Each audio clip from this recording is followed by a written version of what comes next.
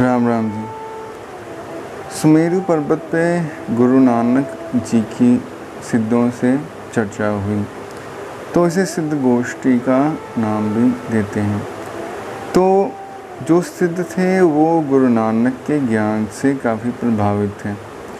उन्होंने गुरु नानक जी को कहा कि हे गुरु नानक, आप इतने महान संत हैं, आपसे सारी पृथ्वी के लोग इतने प्रभावित हैं, आपने हमारे भी सभी प्रश्नों का सटीक उत्तर दिया है, तो आप हमारी योग मत को धारण कर लें। अगर योग मत को धारण कर लेंगे तो ये जो काल है वो आपके समीप नहीं आएगा, आप दीर्घ जीवी हो जाएंगे, मृत्यु से डरने की आपको ज़रूरत नहीं। तो गुरु नानक जी ये सुनकर हंसने लगे। गुरु नानक ने कहा कि पहले सिद्धो मुझे ये बताओ कि क्या मृत्यु का अस्तित्व भी होता है जिससे आप मुझे डराने की कोशिश कर रहे हैं। तो सिद्ध बड़े हैरान हुए। उन्होंने कहा मृत्यु तो होती है देह की। तो गुरु नानक ने कहा मृत्यु देह की होती है, तो ये देह किस चीज़ से बनी है।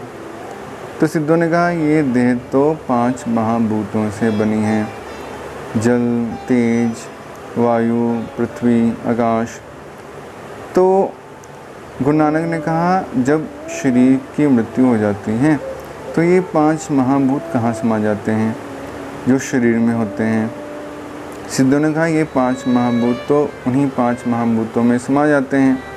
जल वाष्प बन के उड़ जाता है, जो राख होती है पृथ्वी में समा जाती है, आकाश, तेज सब अपनी अपनी जगह समा जाते हैं।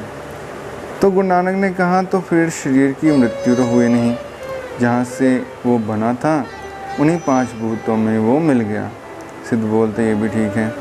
गुरु नानक ने कहा ये जो शरीर चलता फिरता है ये देह और आत्मा के संबंध से चलता फिरता है, जड़ चेतन के संबंध से देह का अस्तित्व है। जड़ देह हो गई और चेतन आत्मा हो गई।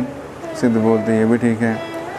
तो गुरु नानक ने कहा अब ये बताइए कि देह तो 5 महाभूतों से बनी और 5 महाभूतों में समा गई, तो ये जो आत्मा है ये किससे बनी है। सिद्धों ने कहा ये तो परमात्मा की अंश है, तो परमात्मा से ही इसका निर्माण हुआ है।